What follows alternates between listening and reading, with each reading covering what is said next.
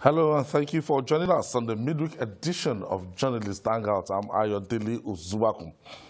Today on the program, Senate President backs colleagues on collapse of security in Nigeria, asks President Buhari to take Senate's resolution seriously as governors push for mercenaries to defeat Boko-Haram.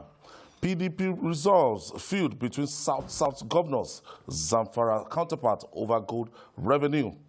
And later in the show, Minister of Transport Rotimi Amechi and others back Works and Housing Minister Babatunde Fashola says APC zoning arrangement must be respected. I'll be hanging out with Babajide Kolade Otitoju, Mojid Jamiu, and Lekon Shote. So if you are ready, let the hangout start now.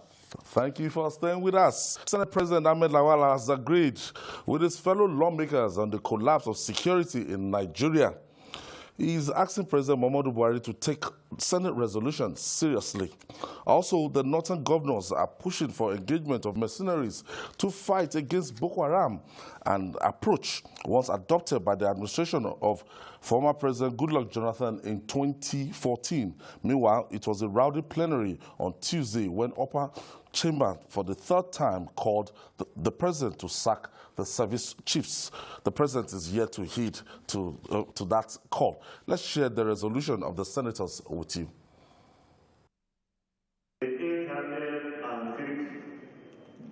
That Borno State has been the epicenter of the despicable activities of Boko Haram for over a decade, during which a conservative estimate of 40,000 people, mostly unarmed civilians, were brutally murdered. 2.5 million people displaced from their homes and farms. Property worth trillions of naira wantonly destroyed, and over 7 million people, mostly women and children, plunged into dire humanitarian needs. The Senate should also note that the fight to control the border axis of the northeastern parts of this country has claimed thousands of lives, military and civilian alike. That the fallen men and women of our military, police and civilian JTF are our national heroes, whom we must remember, pray for, and care for their loved ones till the end of time. Aware that over the weekend, Boko Haram insurgent members beheaded 67 farmers who had gone to a rice plantation at Koshabe village in the Barmari district of Jere local government area, 20 kilometers north of Maiduguri, Borno State capital, to harvest ripe farm produce and destroy the farm. Observes that this attack is one of the major attacks perpetrated by this devilish group, in addition to the February attack in Aunu that killed 40 people, the assault in Poduma Kolorom village of Gubio that killed almost 100 civilians last June, while another attack in Usman Lawanti led 40 days. Your Excellency, distinguished colleagues, from the 1st of January to the 19th of this month, we have had 2,801 attacks and incidents in Borno State. Further observes that last month Boko Haram fighters killed 22 farmers working on irrigation fields near Maiduguri in 2 separate incidents. Further observes that while Nigerian Army's super camp strategy has commendably helped in reducing military fatalities, it has left rural areas, farms and roads acutely exposed to attacks. Further observes that as the Wall Street Journal documented in a recent report, and is supported by the testimonies of victims and survivors, while Maiduguri and other major cities are relatively safe, thanks to the effort of this administration, Boko Haram insurgents are literally ruling our rural areas and farms, such as the Maiduguri-Damaturu Road, especially around Jakana, Dambua-Maiduguri Road, and Damaturu-Dapchi Road, while they mount checkpoints, rob, kill, destroy, and abduct at will. Further observes that the recent spike on deliberate, consistent and systematic targeting of herders, fishermen, loggers, and now farmers will exacerbate the major food crisis in the north, lead to an unprecedented surge in food prices across Nigeria, and seriously damage our country's economy. The Senate should further observe that whatever it is that the security chiefs are doing presently is not working, or at least not enough.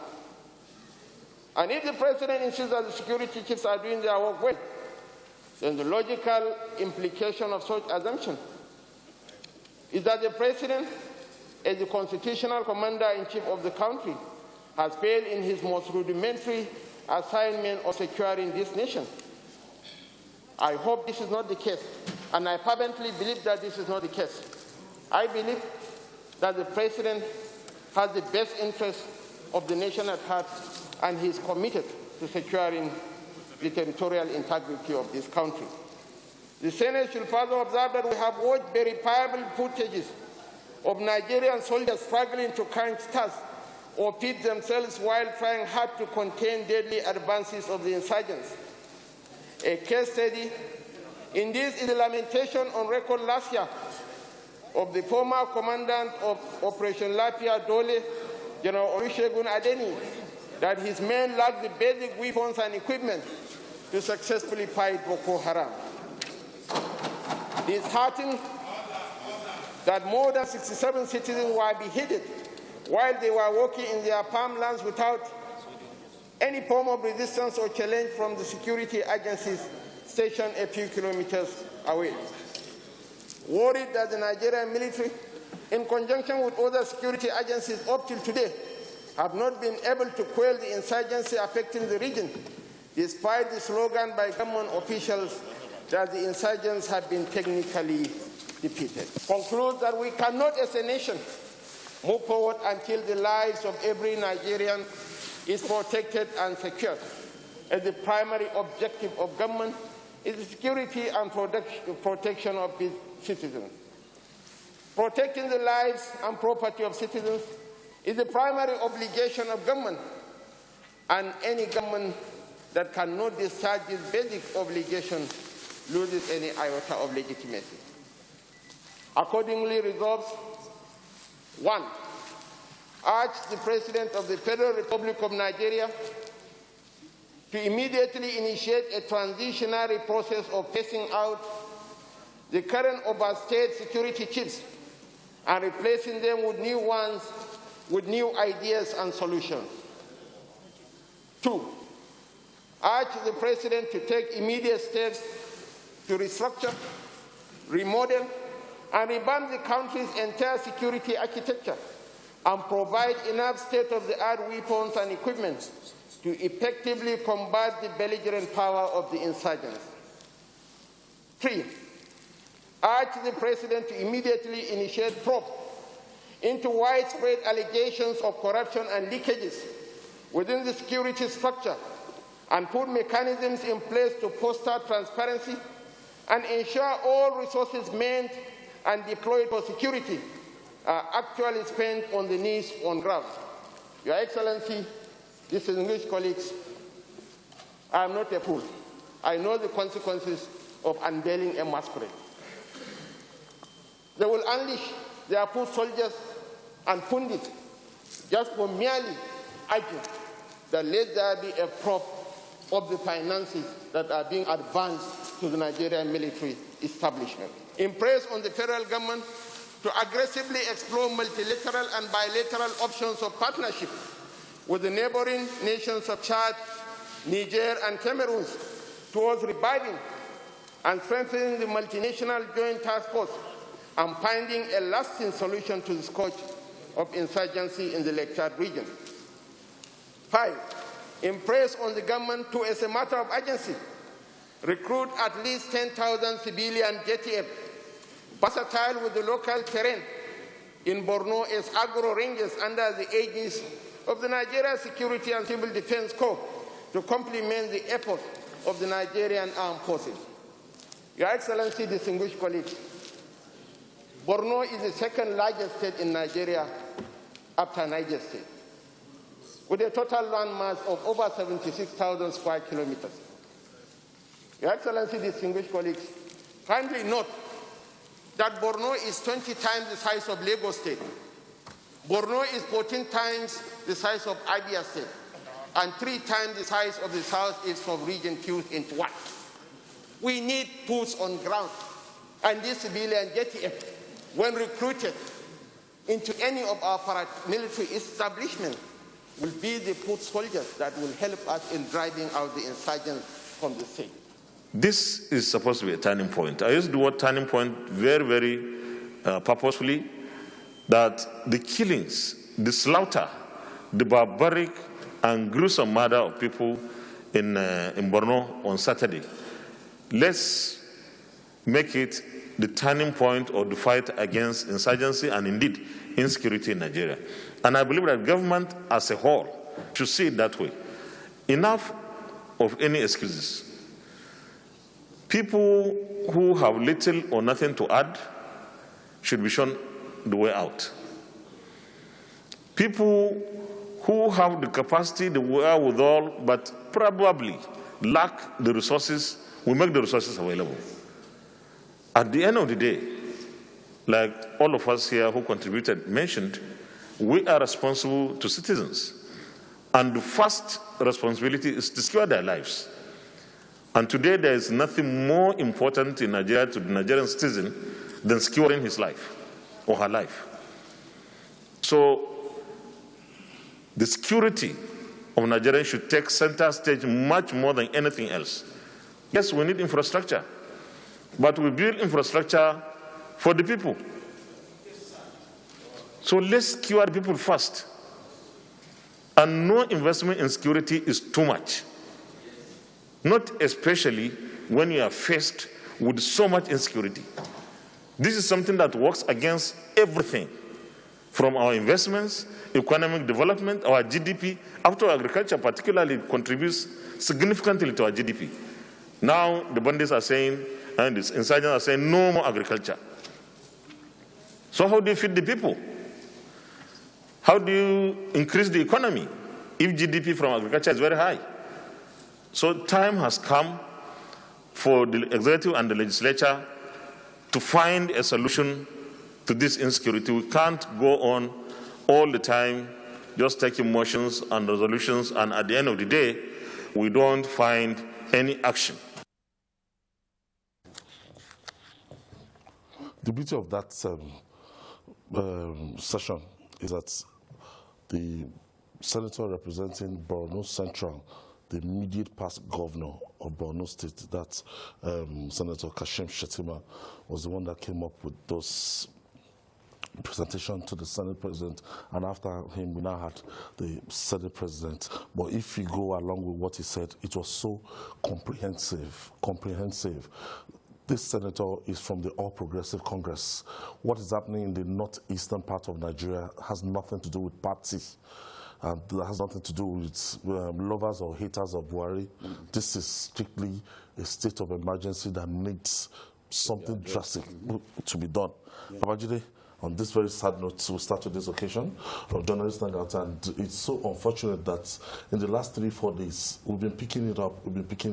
Now the people involved now are the ones saying it now. This is not... Are they going to call this person a whaler? Only a person who clearly is in touch with insanity will look at Kashim Shettima and call him a whaler. It's not a whaler. They all want the government to succeed. It's passionate. They want Buhari to succeed as much as I want him to succeed. And they can't sit back and watch things degenerate and fail to do anything. Almost every weekend, a lot of these senators and House of Reps members, they go home.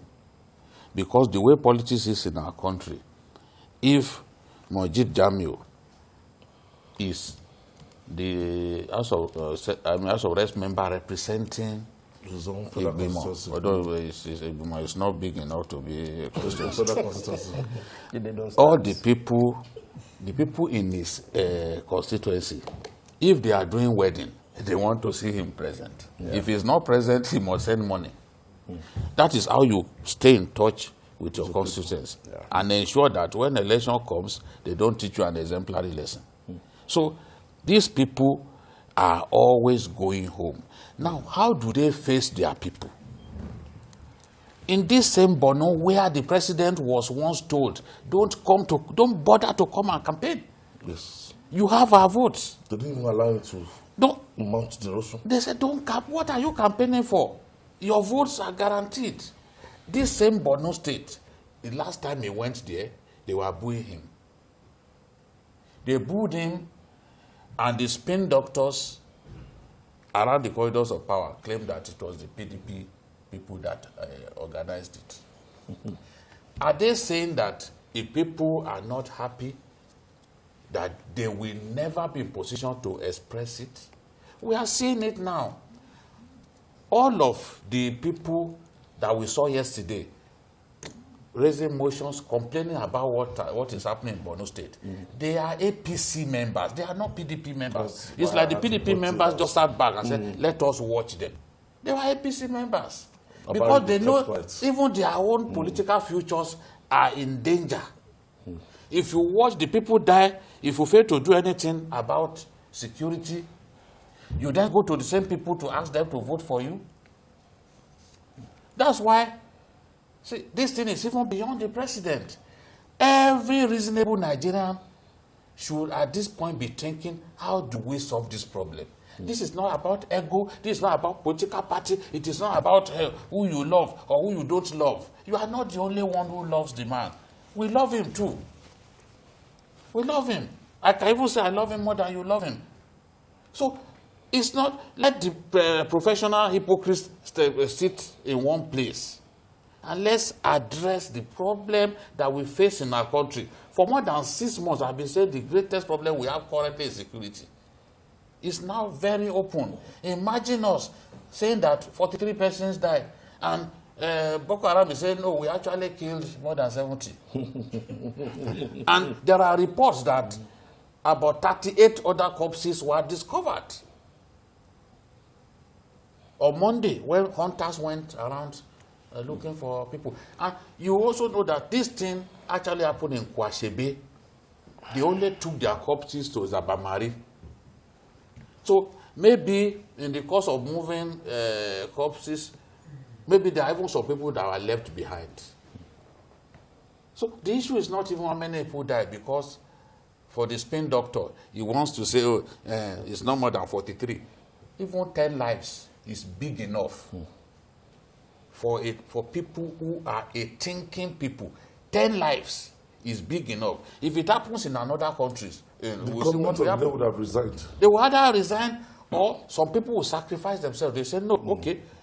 You saw what happened in Sri Lanka now. Because Sri Lanka was peaceful for a long time. Then that terrorist attack. They didn't wait. The police chief didn't wait. He did the needful. Lincoln, we dwelt on this yesterday, we dwelt on it a little bit, and then we can see that all over the country, any major news headline, this is what is the major news. And there's a tendency that if you say 20 people die, you should be rest assured that, look, there might be up to 50 people. Actually, we don't have that local count of those.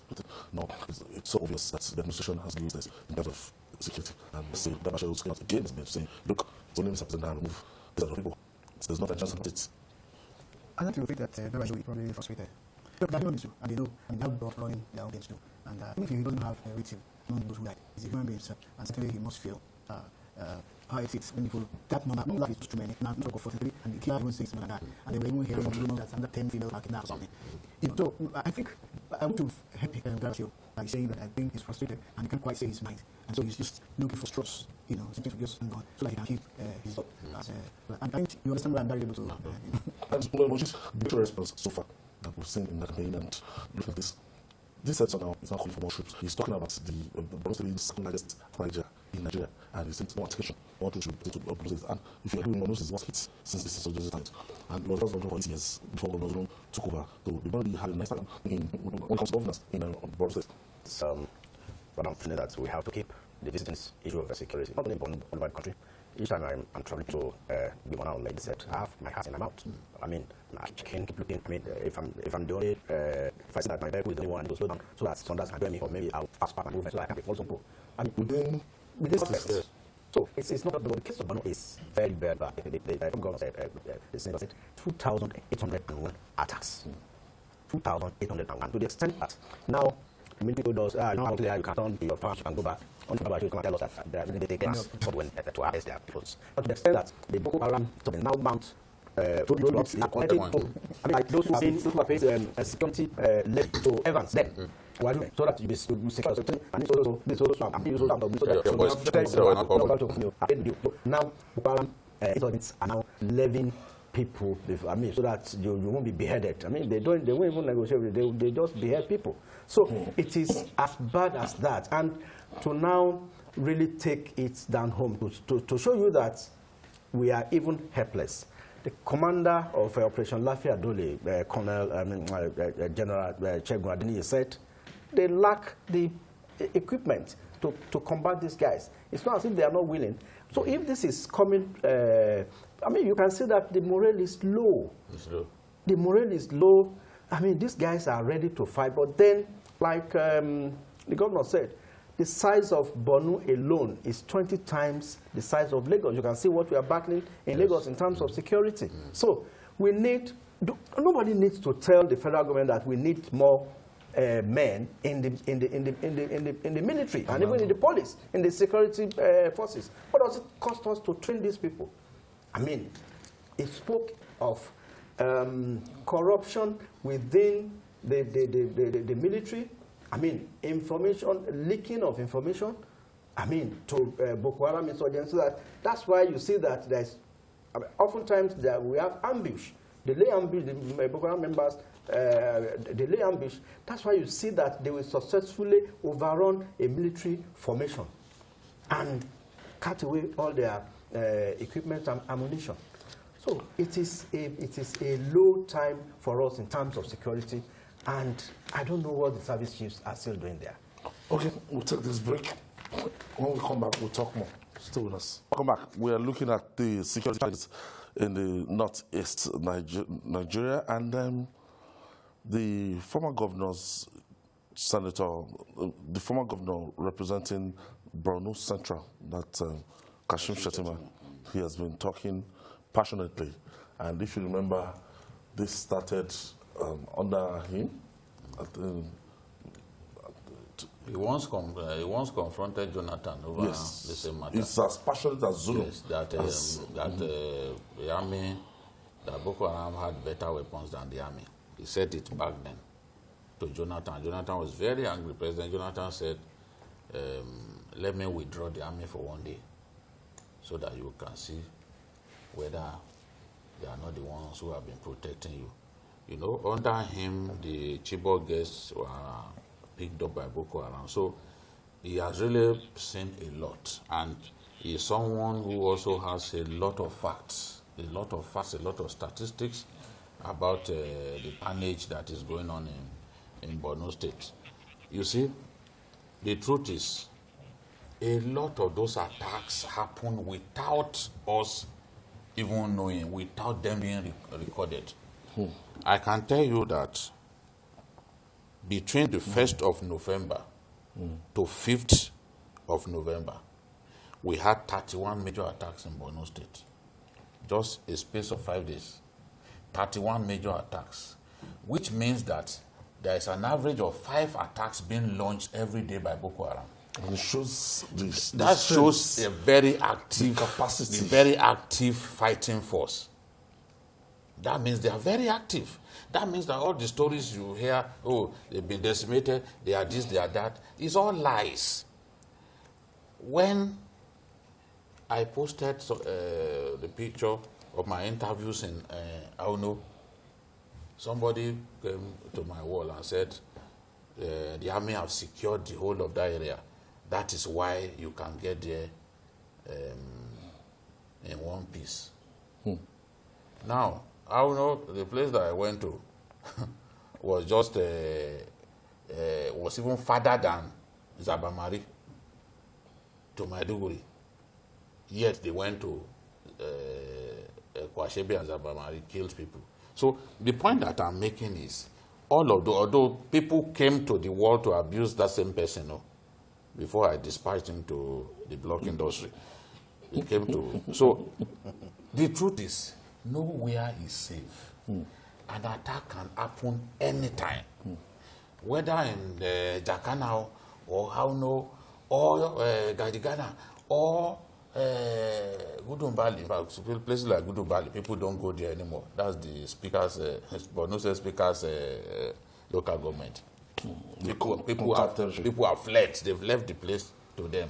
Places like this place where they kill Colonel Abu Ali, Malam Fatori, Nigerians have left the place to them. Only soldiers are there.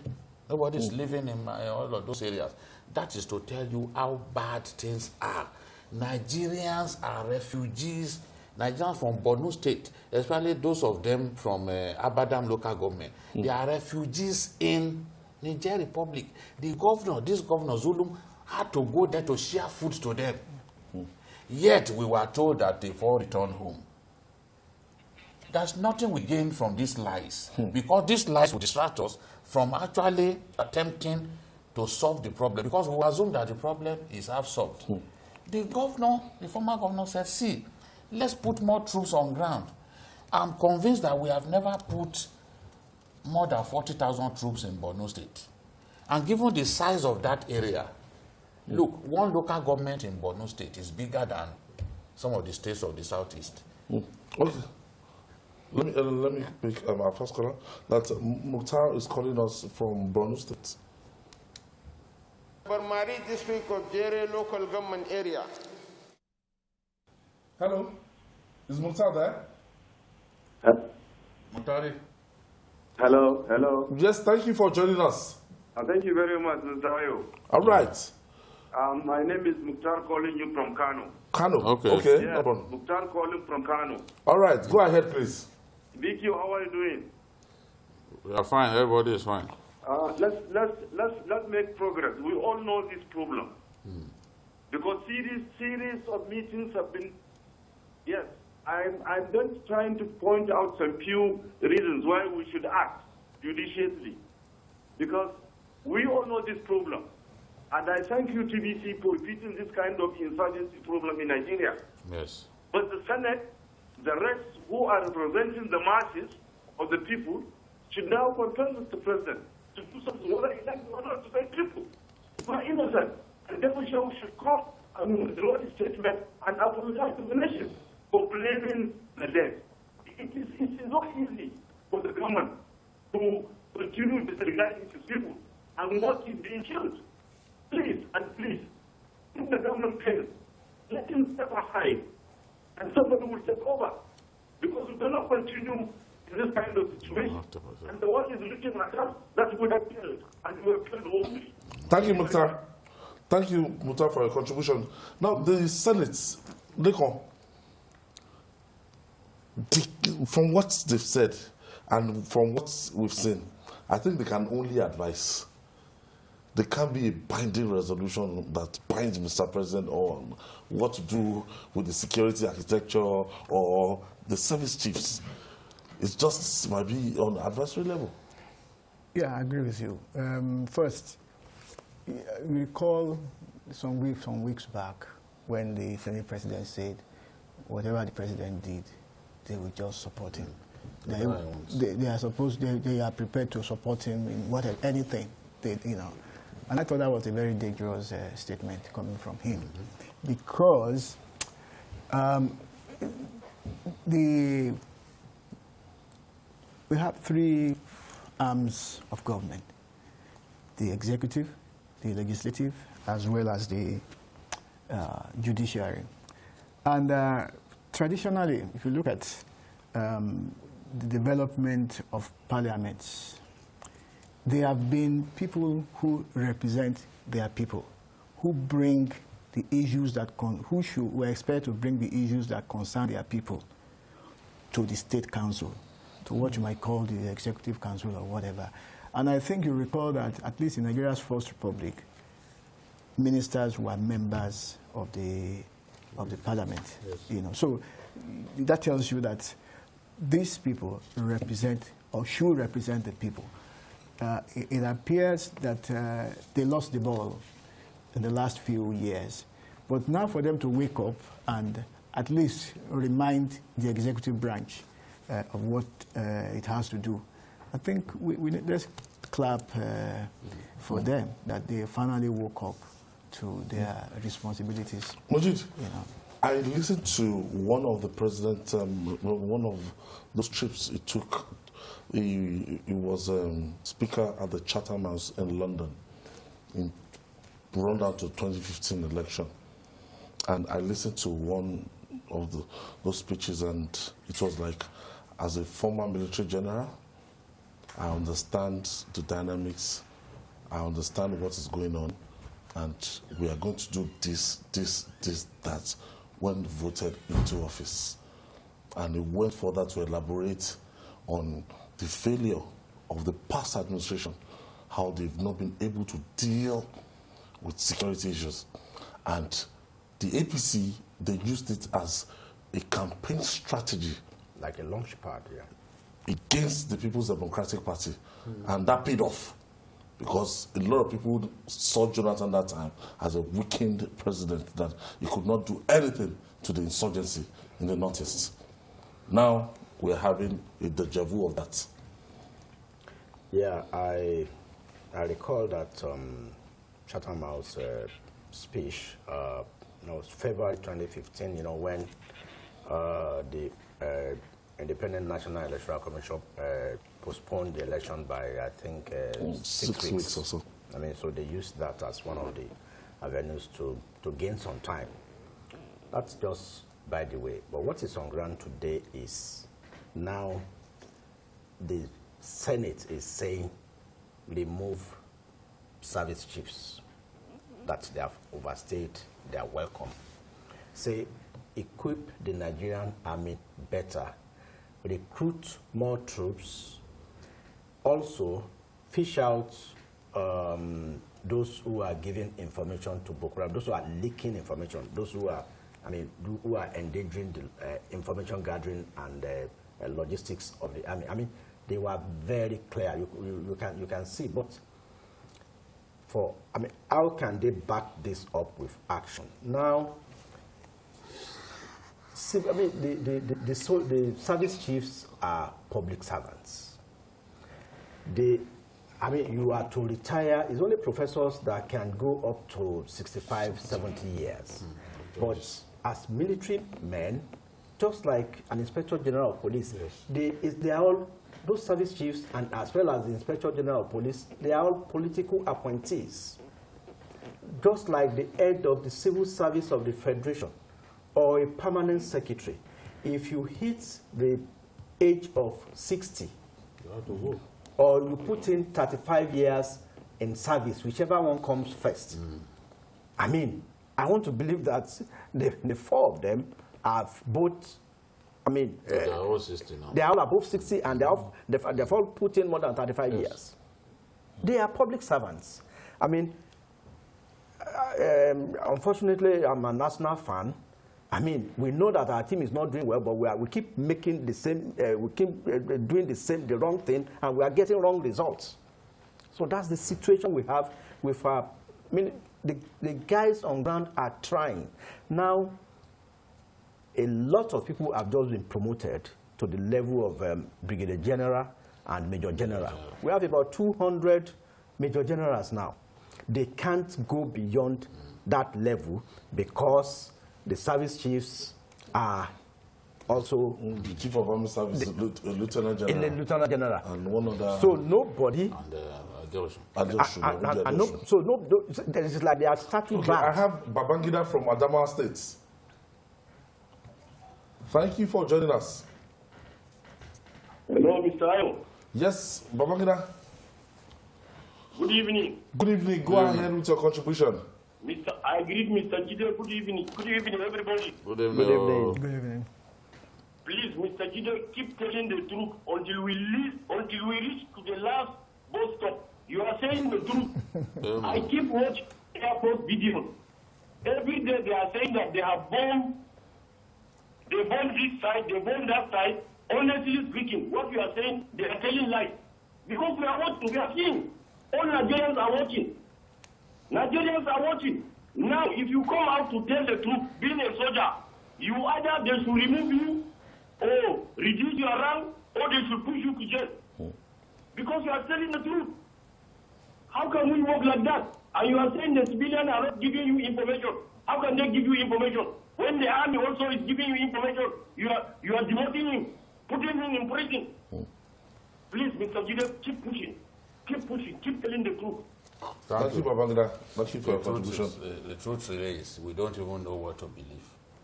Army claims that civilians don't give them information. Boko-Haram claims that it slaughtered those people because they got hold of their members and handed over to the army. That's the, you know, if you remember our first program on this matter, I said it that those guys were coming under attack of the army and they felt that it is the people living in the area who are providing information. Shekau has confirmed that these people who are working for the army, that they got hold of a member of Boko Haram and handed him over to the army. That is the anger. Now, it's the same people that you are accusing of not assisting you, of not providing information. Yeah, Boko Haram is saying that it's killing them because they are providing you with information. What do we believe? Let's just get the job done instead of just passing unnecessary blame. It will not solve any problem. We blame this one, we blame that one, blame this one, blame that one. Is that how we are going to defeat the enemy? I mean, it's just not right. I think it's obvious now. It's not that the president must sit down with his cabinet, must sit down with service chiefs and just let things going, and they must change the approach. However they have been doing it, whatever they've been doing, it has not yielded enough results. Yeah, I think before sitting down with his cabinet, or war cabinet if you like, the president must sit down with himself. Because, as you and I know, the buck stops on his table. His official title is President and Commander-in-Chief of the Armed Forces. So he needs to make up his mind.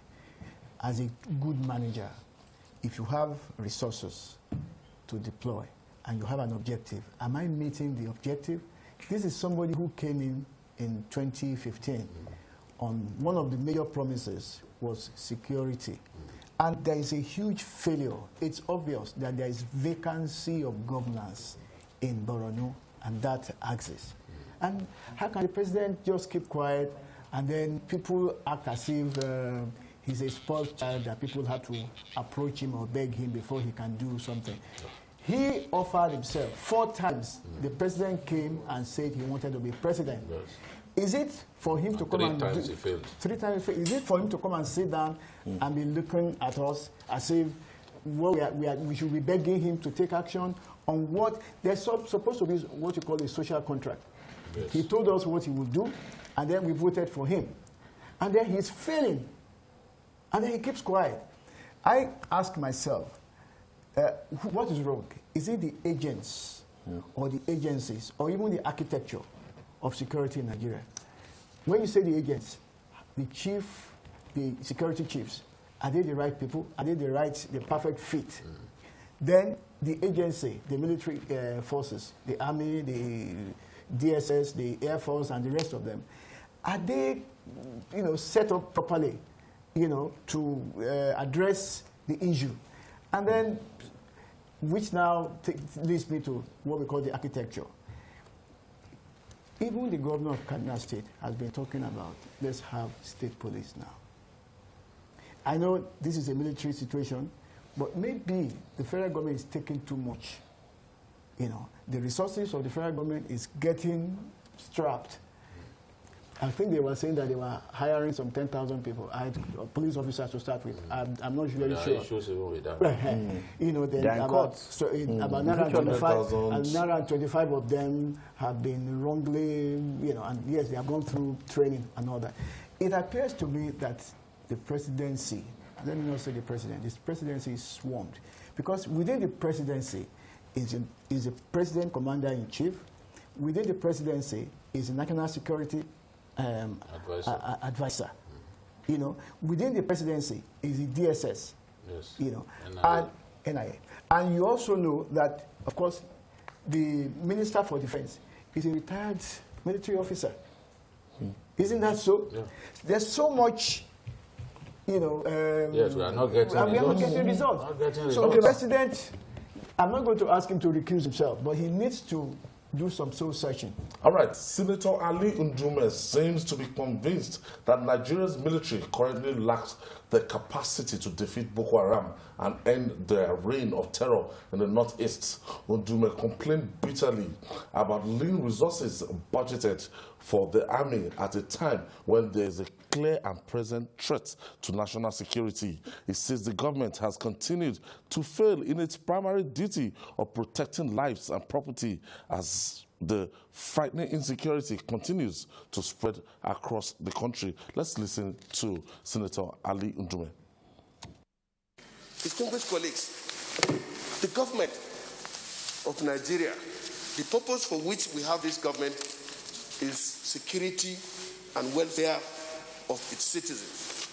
We are just talking about the first leg of it, and that is security. We have not talked about the welfare in terms of humanitarian issues. Mr. President, before us is a budget of 13 trillion.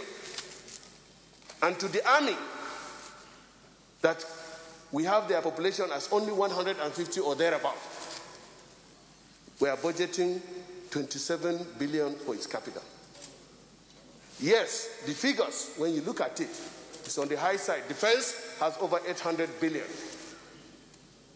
And more than 500 billion plus 100 billion for Operation Lafia Dole is for operational purpose. And that makes me to agree with my distinguished colleagues that there is the need to look into this. You pay people and they don't have the arms. They don't have the ammunition. I can tell you authoritatively that up to now, people in the war front are sharing ammunition. Up to now, Mr. President, you went through Zabarmari, and I'm sure you have stopped at the checkpoint.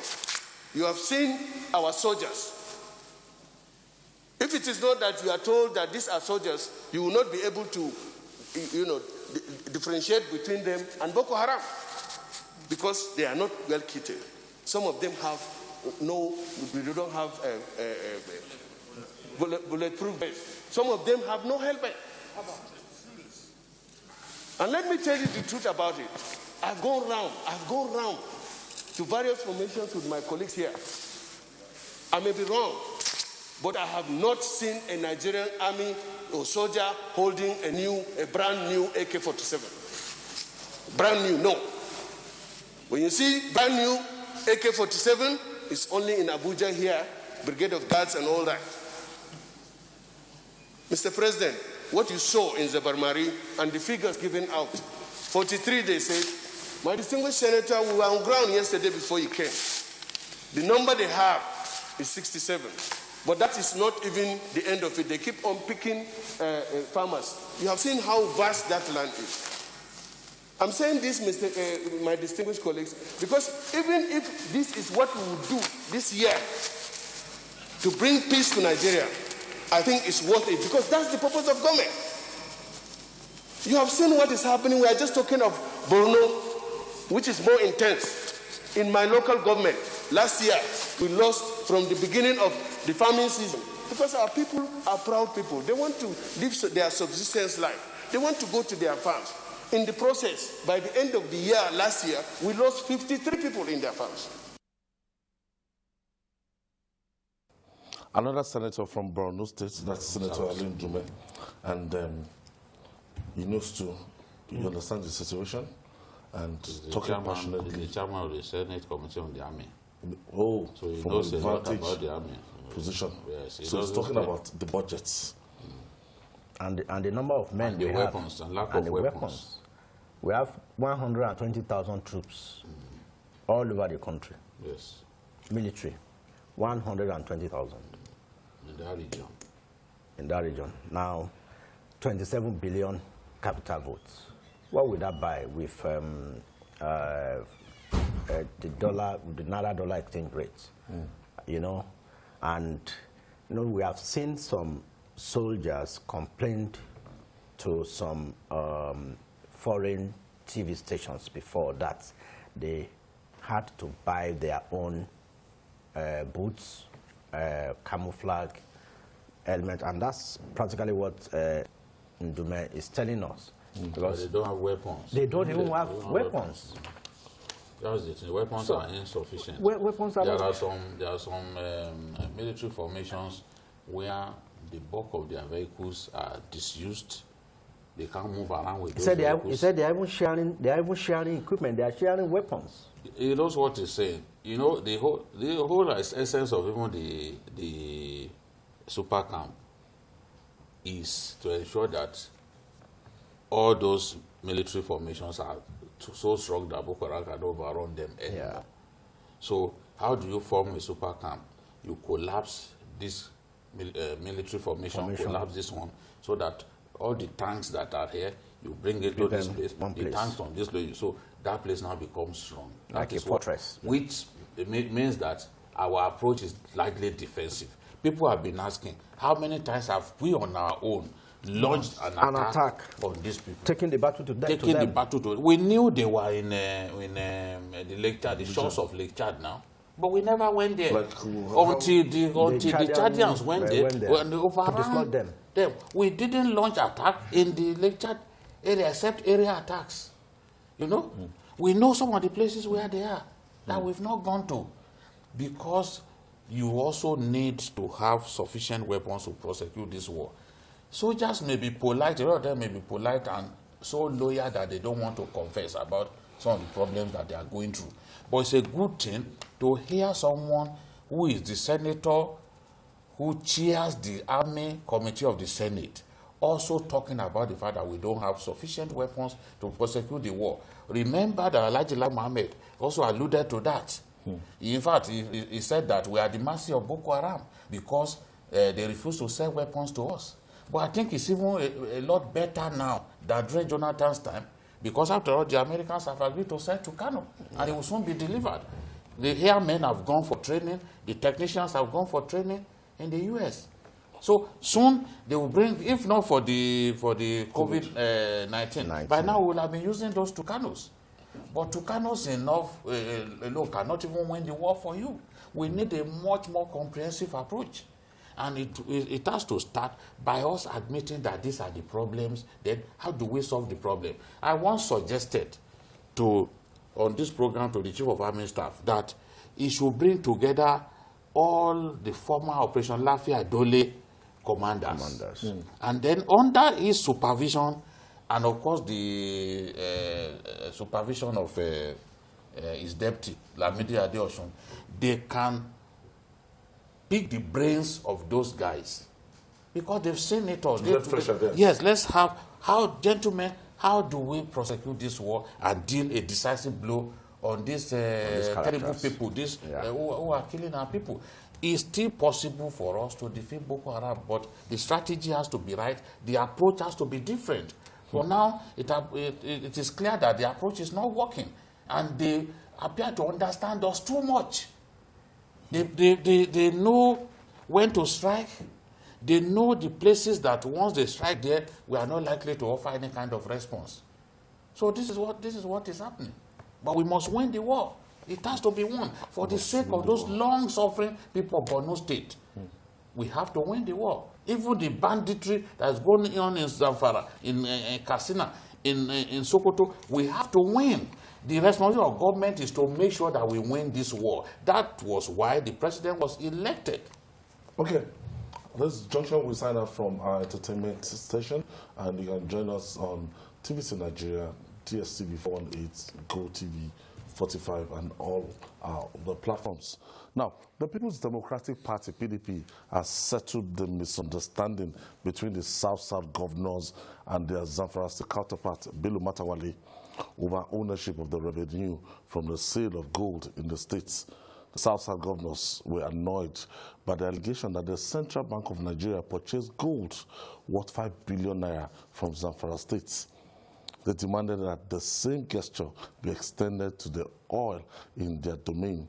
To end this route, the PDP leadership and the Sokoto State Governor Aminu Tambuwa convened a peace meeting between the South-South governors and Matawali, where the matter was resolved amicably.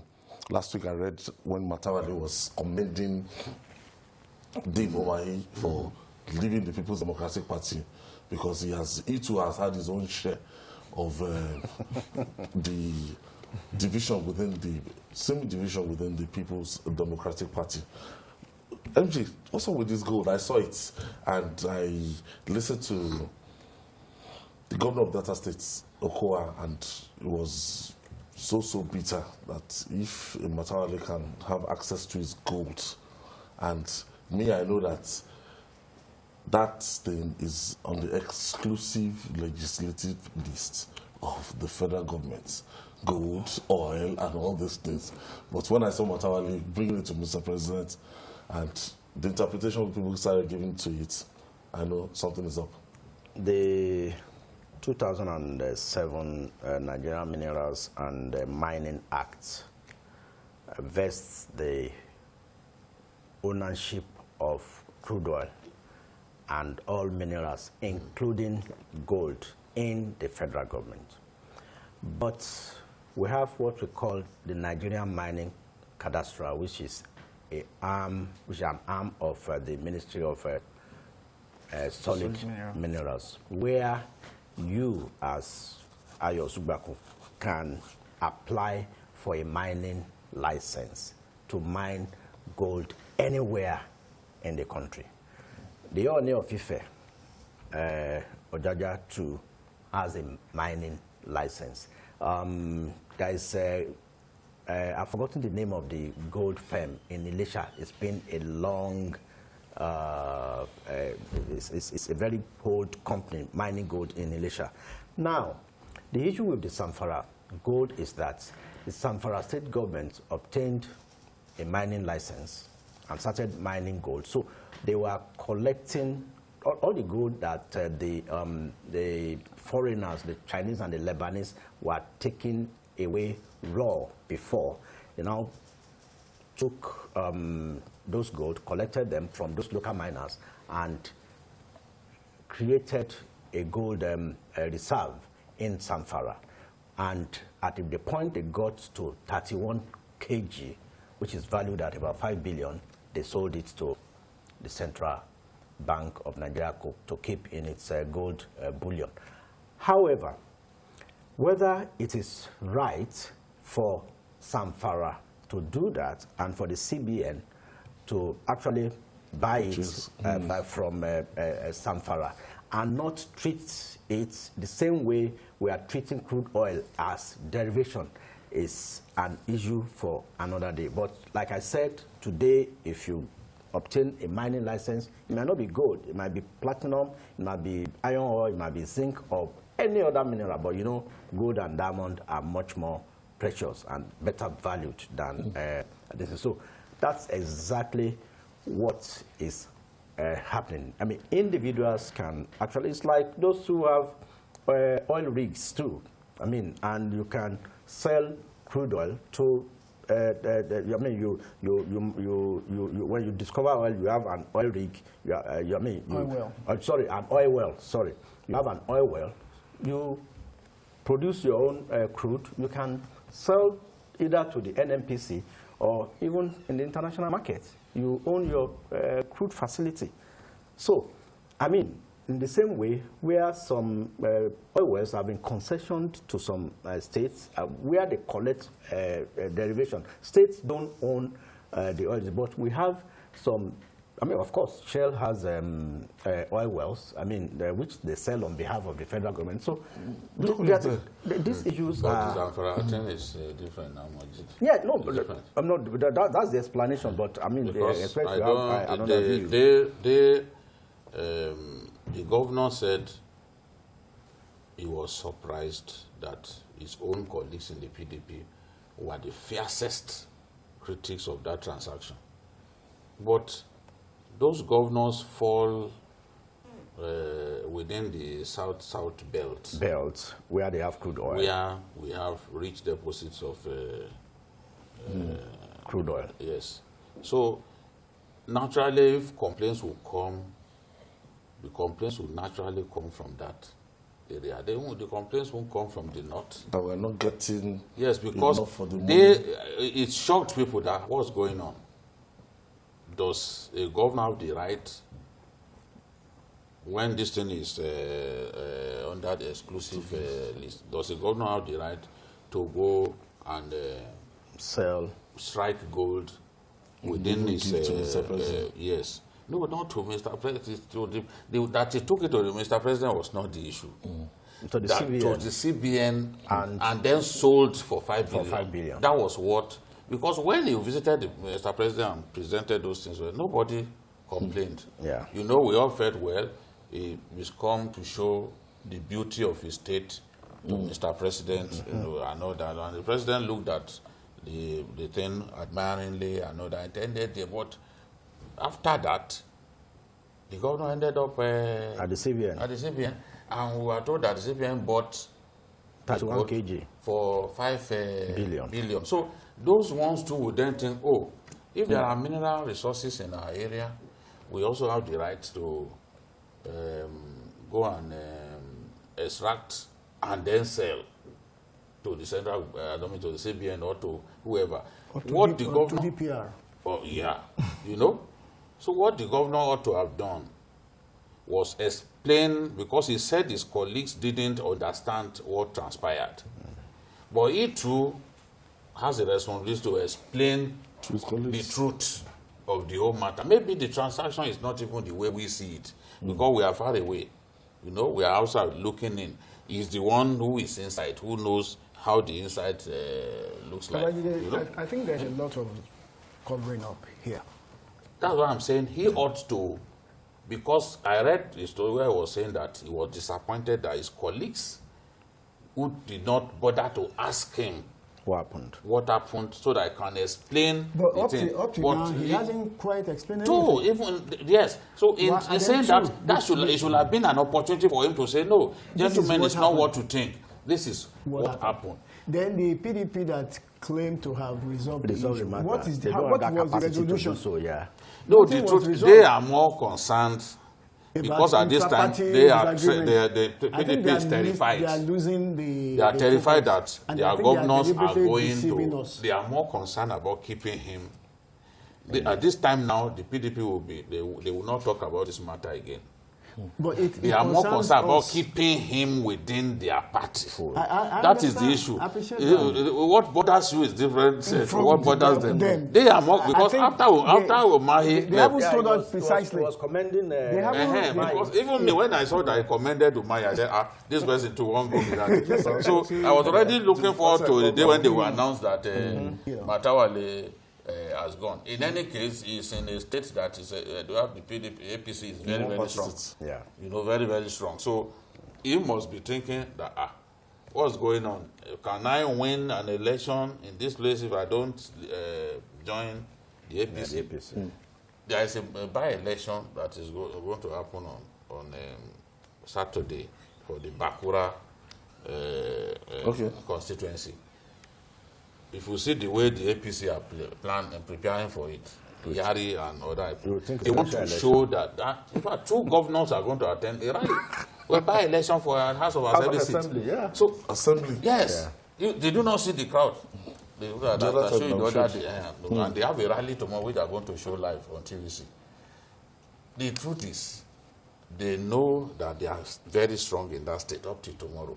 I saw a man who had defected to the PDP, who came prostrated and was crying and begged his colleagues in the APC to take him back in Zamfara.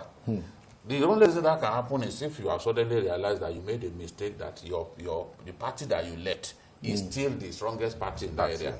So that by-election, this governor Matawale has to show that his party has truly taken over.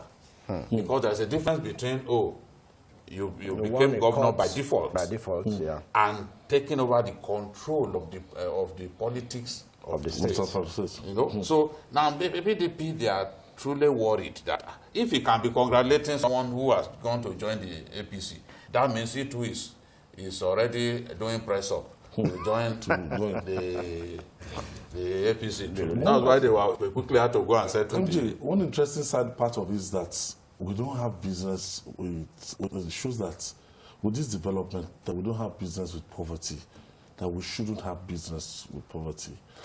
If you can get gold in large quantity like that in Zamfara, and if that is properly harnessed in several other states that we have these natural resources, I don't know. No, the crave for oil. The point here is that they didn't just start mining gold in Zamfara yesterday. This thing has been going on by some foreign companies, and they just take it through. Chinese and some big Nigerians. And some big Nigerians, they just take it and give the miners peanuts. But this is the first time that Matawale came up with the idea of a license by the states. I'm not saying whether it is no, they right first chased all of them away. Yeah, they chased all of them away. So now it now started aggregating all the ones that were being mined by the local farmers, pay them for their efforts, and now processed it into a gold reserve, which ordinary hitherto were taken abroad.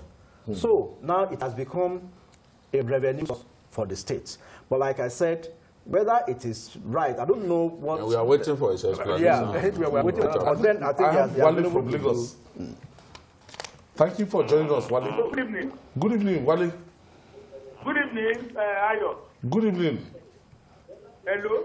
Yes, thank you we for can joining hear us, you. Okay, Wale. good evening. My encyclopedia, good evening. I greet you, sir. Majid, yeah.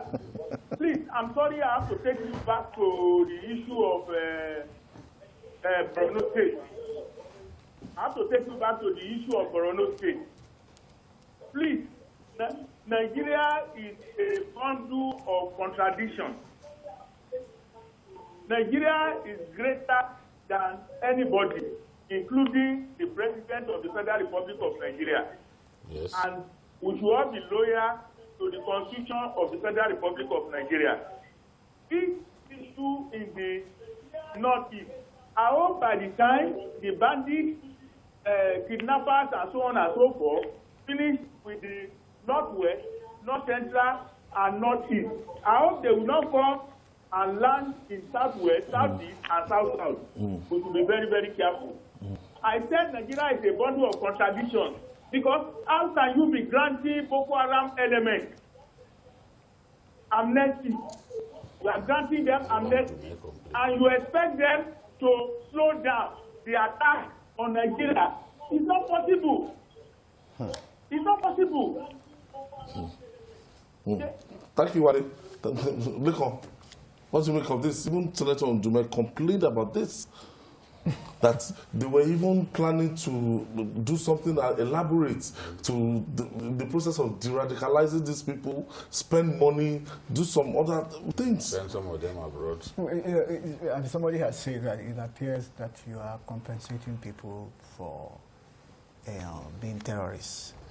They're paying them for being terrorists. So if I want, I saw a cartoon and somebody thought it was serious. It was funny, but I thought it was a very serious thing. So if you want to go abroad, for further studies, all you need to just join Boko-Haram and just make sure that they capture you, and then you say you are born again and all that, and then they send you abroad. And they are victims. Yeah. They are in the IDP And camp. We are not taking good care of their victims. But we are taking care of the people who turn them to paupers. Exactly. And I think that's a That's why Ndume is complaining. Ndume even said there was one of them who was supposed to have been de-radicalized, who after he was pardoned, now went and killed his father, stole his cattle and sold his cattle. Invariably, he ended up back in the bush. Got vital information. That's right. All right. And finally, Minister of Transportation, Rotimi Amechi, and some leaders of the All Progressive Congress, APC, from the South have thrown their weight behind zoning of the presidency to the South in 2023, as canvassed recently by the Minister of Works and Housing, Babatunde Raji Fashola. They said doing otherwise will hurt APC's long-term interests and the country. This is, when we treated this topic last week, I know that it was still going to generate a lot of reaction. We are still going to get more from this. Jide, Amechi is from the South-South, yes. And the arrangement is said to be between the North and the South. Yes. So maybe they will decide to microzone it at the end of the day to South-East, South-South, or South-West. It's now left for the internal arrangements. But what these Southerners are saying now is that, look, respect the way we started. Yes, and one of the reasons Goodluck Jonathan lost support was the fact that the North felt it was his time to have a shot at the presidency. You know that Yar'Adua, he was Yar'Adua's deputy. Yar'Adua died in office. He completed Yar'Adua's term and then contested for election and spent 4 years. He had done 6 years. So what the argument was, look, if Jonathan had won that election, Jonathan would have had been 11 years as the president in office. I said 11 years, or is it 9 years?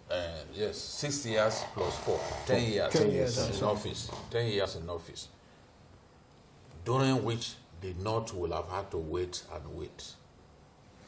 Meanwhile, he became president because of the unfortunate death that happened to Yar'Adua. So they expected that he would yield the opportunity to the North to have a shot at the presidency.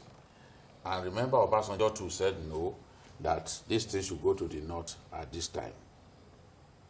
It was one of the reasons Jonathan lost support, especially in northern Nigeria, because they felt he had used the time of their son and wanted to take, after spending 4 years again of his own, wanted another 4 years. They felt that the North had been treated unfairly. So, and APC, of course, trust them. They used that, they campaigned based on that stridently. APC also campaigned on the basis of restructuring. APC presented itself like a new broom, a party that is ready to change the way things used to be done, and focus on that which would truly please Nigerians. And the issue of zoning political offices is very cardinal within the APC. Virtually everything they do, all of their key positions, key executive council positions, are products of zoning. People don't simply emerge. So what they are saying is, if we've always done this, party positions with zone, just to ensure that power is shared and everyone is happy, then the presidency too, we can't afford to not use the zoning principle, you know. And why are people saying that? Because they are hearing all kinds of stories now that the North wants to cling on to power, the North does not want to hand over power. But the truth is, even in northern Nigeria today, more and more people are convinced that it's time for this thing to go back to the South.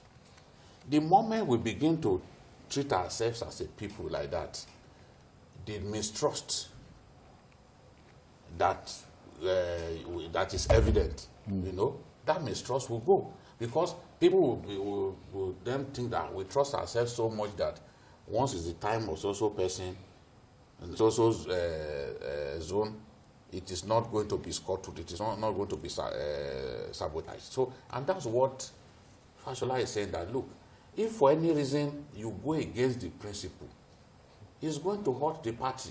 As I said yesterday, APC in 2023 will not have a man who is guaranteed of 12 million votes, Kishi, Doli, as Yoruba say. No, they won't have that kind of person.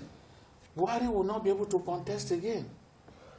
Because every time he contests, you are certain that has 12 that 12 million. million, even when he didn't have support outside of his region, that 12 million was always guaranteed, which is a good point to start for you as a party. You can then work for him in other places. You even have to spend less in northern Nigeria because the support for him is guaranteed. But this going into 2023 election, APC must fight for every vote. There's nobody who will guarantee you that bulk vote. And the winning election is not by the number of governors that you control. 2015 proved that to us. Because APC had far less number of governors than the PDP. It didn't stop the APC from forming government. So this is the thing.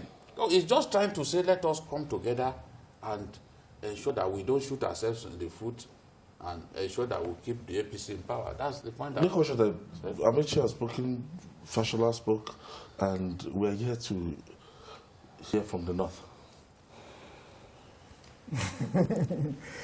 Interesting. Was not was represented by El-Rufai, not as El-Rufai has been saying it. Yeah, I was going to, El-Rufai has said And it. a few other And a few people that you may think do not have the same weight as Rotimi Amici and Fashola, they have said. But let me put this across. Well, let me start by saying, personally, I really don't care where the president comes from, as long as he's competent. And to date, I'm not too sure whether from the north or from the south that we have had very competent presidents, as far as I'm concerned, But if, for the purpose of winning elections, you came out with a pitch and said, oh, let this thing come back to the north. And according to Ujide, there's 12 million votes waiting in the north. And you got a candidate that can guarantee you that vote. And you took the chance, and then you are able to win the presidency. The same way Umai left PDP to join APC is the same way some other people will leave. As you remember that 7 governors left in one day, PDP, and went to form their, what they call it, a new PDP or something. Yeah. It can still happen if care is not exactly, because once you breach these things, and but let me tell you something, and I think see, the Constitution tells us that to be president of Nigeria, you have to win at least 1/4 of votes in two-thirds of the country. And I think for this purpose, we will have to add the Federal Capital Territory. So meaning that you are looking at about 25 states to start with. Now, there are only 19 states in the north, or 20 if you want to add, Abuja. So that means you might be looking at a stalemate. Abuja is even too cosmopolitan. Yeah, I just want to, because you won't even get a block vote. But let's assume that it went that way. You are looking for serious constitutional problem if that approach is taken. It depends on 2023 is still a very long time in politics. And but your people are not waiting, they're already plotting for it. And you see, the thing is, I keep telling those who care to listen that we should always remember the God factor. Yes. I mean, in whatever we do. If anybody had told Trump that he will lose with 6 million popular votes, I would tell them to, say something else. And that he didn't know that COVID was coming. He never knew COVID was coming. If not for COVID, probably he would have won with a landslide. Trump would have won with a landslide. But look at him battling COVID now. Now, 2023, we don't know what will happen in 2021. That we are now in the eve of 2021, and 2022 is still there. 2023 is such a long time, and no single zone, like Mr. Shota just said. Now, you need 24 states plus probably. You need 25 to emerge. North with its 19 states and South with 17. There must be a marriage between both the North and the South. So, but, you know, I see a game that will play in a very funny manner in 2023 as we move towards the party primaries. They will be watching themselves. Who comes first? The moment a party A picks a candidate from the North, then the other party, the other party might be forced to also, because for most of the voters in the North, we said those bulk votes, they don't care whether that son is from APC or PDP. The moment they say that he's a northerner, they queue behind him. For most voters, the grassroots voters in the North. And then the dynamics might change even before 2023. Yeah, that's why I said 2023 is still a very long time. I think it is clear that PDP will pick a northern candidate. They've been saying it. And if PDP picks a northern candidate, and that will put so much pressure on the APC. I mean, because it's like... but the thing is that you pick a northern candidate, it's also not a guarantee, that you will win the election. That you win. You can only win the election when you get support across board. Yeah. All those times that Buhari was emerging as candidate, he didn't win now. Didn't win. Until people came and worked for him. He never won a single ward in southern Nigeria. Yeah. You know, until 2015, he never won a single ward. You know, so, but the way it is still possible for people to reject a party that chooses a northern candidate in favor of, it depends on how strong the southern candidate is and whether people are willing for his own party to work for him. But I'm saying, the way I'm saying, some of the people that I've spoken with, from Adama, from Yobe, look, I think a lot of people have made up their minds that it should go to the South. And they are saying, look, if you don't want it to go to the South, tell us your candidates. Some politicians have told me that they've confronted some of their leaders. Okay, show us who you have in mind.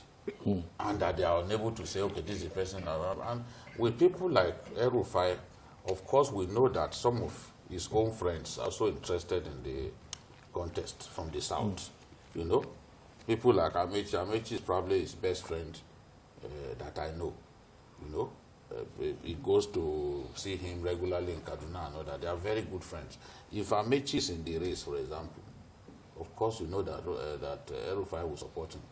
And you can't have a situation in which an El-Rufai from northern Nigeria, knowing that some of his best friends are interested and they are from the South, would then be saying, no, let it stay in the north. You know, the likes of Pastor Tunde Bakare, they're very close to El-Rufai too. Yeah, so this is the thing. I think it's in the best interest of the APC to look at this matter. That agreement, yeah. Yes, otherwise it will hurt the party badly.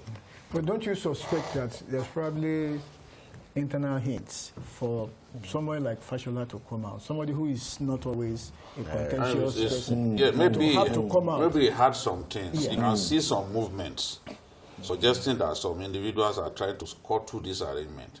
You know, but politics is an interest-driven game. People will make moves, but it doesn't mean that they will always triumph. So if the preponderance of opinion within the APC leadership is that this thing should go back to the South, no matter the moves that those ones are making, they will not succeed. I know Fashola said it was there as governor in 2015 when the agreement was we have to leave it there. consummated. Thank you, Majid Jamiu, the late constructor. Thank you, Biki. And that's our offering today. Join us tomorrow for another episode of the program. You can watch the repeat broadcast tonight at 11. You can also watch on YouTube, youtube.com/TVC News Nigeria. I'm Ayodele Ozubakun. Bye for now, and God bless Nigeria.